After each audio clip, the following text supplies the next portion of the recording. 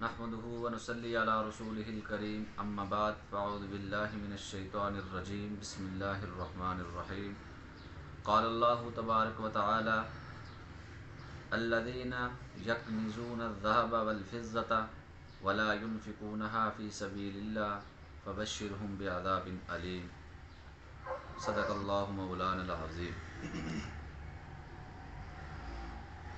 محترم سامعین، اللہ رب العزت نے ہمیں انسان پیدا فرمایا، اس پہ اللہ رب العزت کا لاکھ لاکھ شکر ہے۔ اب ہمیں ایک سچا اور پکا مسلمان انسان بننے کے لیے دو چیزوں کی ضرورت ہے۔ کہ سچا اور پکا مسلمان بننا ہے، دو چیزوں کو اختیار کرنا لازمی ہے۔ نمبر ایک، اللہ رب العزت کے ساتھ تعلق، اور دوسرا اللہ کی مخلوق کے ساتھ تعلق۔ اللہ کے ساتھ تعلق کیسے پیدا ہوگا؟ اللہ نے خود قرآن میں فرمایا وَاسْجُدْ وَاقْتَرِب، کہ سجدہ کرو اور اللہ کے قریب ہو جاؤ۔ اللہ سے تعلق بن جائے گا نماز کے ذریعے۔ اور مخلوق سے تعلق کیسے بنے گا؟ انفاق فی سبیل اللہ کے ذریعے۔ نبی اکرم صلی اللہ علیہ وسلم نے ارشاد فرمایا بنی الاسلام علی خمس، اسلام کی بنیاد جو ہے نا وہ 5 چیزوں پہ رکھی گئی ہے۔ نمبر 1 کلمہ طیبہ لا الہ الا اللہ محمد الرسول اللہ۔ نمبر 2 نماز۔ نمبر 3 زکوٰۃ، اور نمبر 4 رمضان کے روزے، اور نمبر 5 اگر اللہ رب العزت نے اتنی استطاعت آپ کو عطا فرمائی ہے تو بیت اللہ کا حج کرنا۔ یہ 5 اسلام کے بنیادی ارکان ہیں، اور زکوٰۃ انتہائی اہم رکن ہے، اور اس کو تیسرے نمبر پر بیان فرمایا گیا۔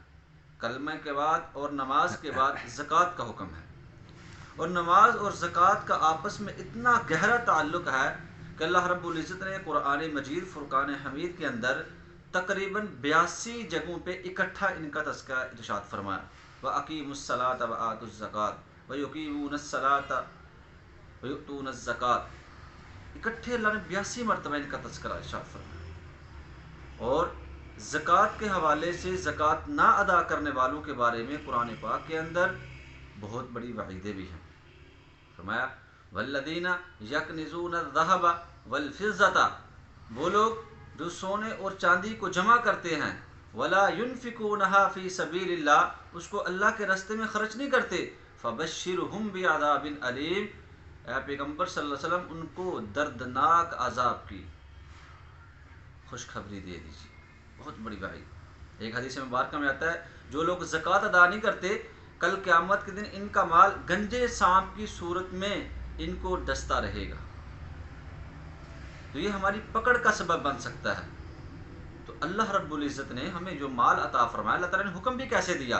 یا ایھا الذین آمنوا انفقوا مما رزقناکم، اے ایمان والو خرچ کرو اس میں سے مما رزقناکم، جو میں نے تمہیں رزق دیا۔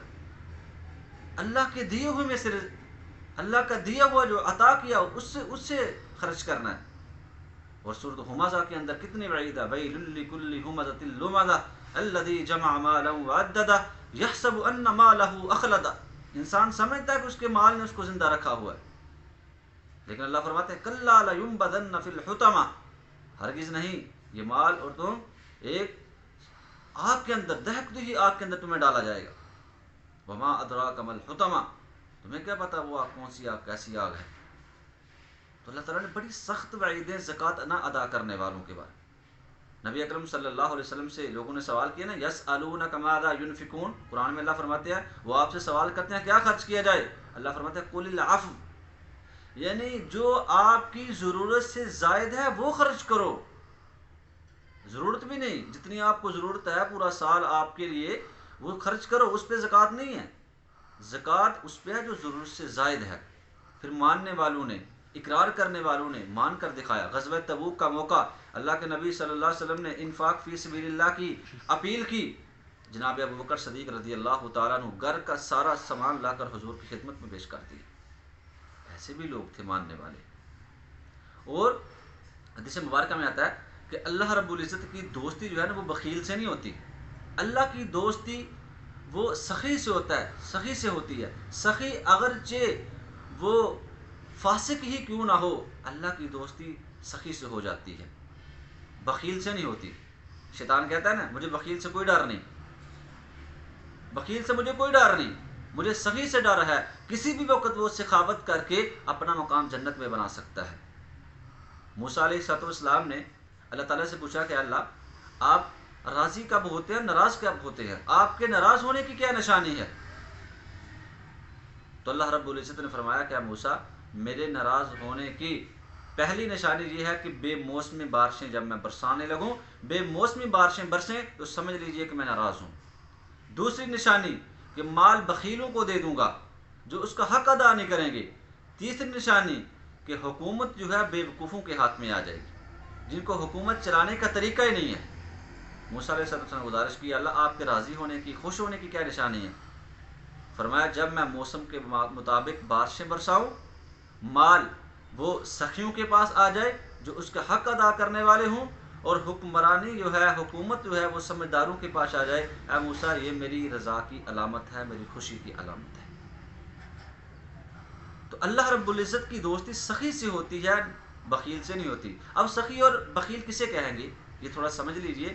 مثال کے طور پر یہ بارڈر لائن ہے، مثال یہ پاکستان ہے، یہ انڈیا ہے، آپ سمجھ لیجئے کہ آپ کا شمار بخیلوں کے اندر ہے، یہ بخیل ہیں، یہ جو ہیں سخی ہیں۔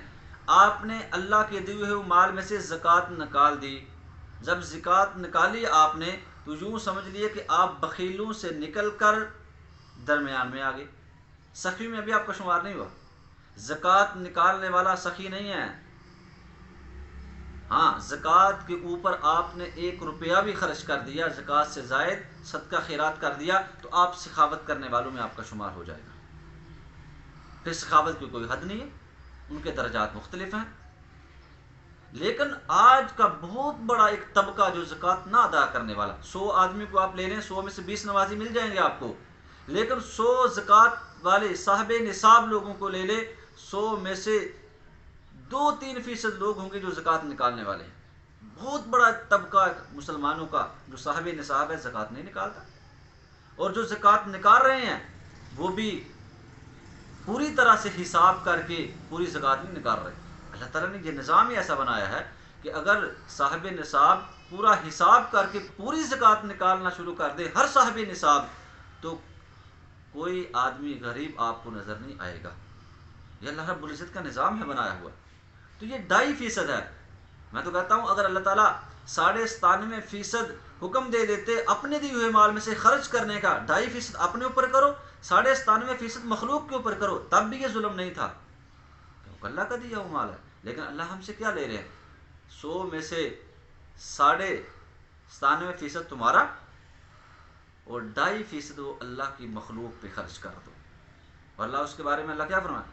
اقرض اللہ قرضا حسنا، اللہ قرض حسنا مانگ رہے ہیں، کس کے لیے؟ اپنے لیے نہیں، غریب مخلوق کے لیے، فقراء کے لیے، مساکین کے لیے۔ اور فرمایا کہ تجدوہ عند اللہ، تم یہاں پہ فقراء کو زکوٰۃ دو، یہاں پہ فقراء کو صدقات دو، یہاں پہ غرباء کو تم امداد کرو، تجدوہ عند اللہ، تم سارا کا سارا اس کا اجر اللہ کے ہاں پالو گے۔ اس لیے زکوٰۃ اسلام کے ارکان میں سے بنیادی رکن ہے، بڑا اہم رکن ہے، اس کو پورا حساب کے ساتھ۔ اور زکوٰۃ کن چیزوں پہ آتی ہے وہ 3 چیزیں بیان کرتا ہوں، باقی تفصیل انشاءاللہ آئندہ بیان میں۔ وہ 3 چیزیں سونا ہے، چاندی ہے، اور سونا چاندی، اور نمبر 2 نقدی رقم، اور نمبر 3 مال تجارت۔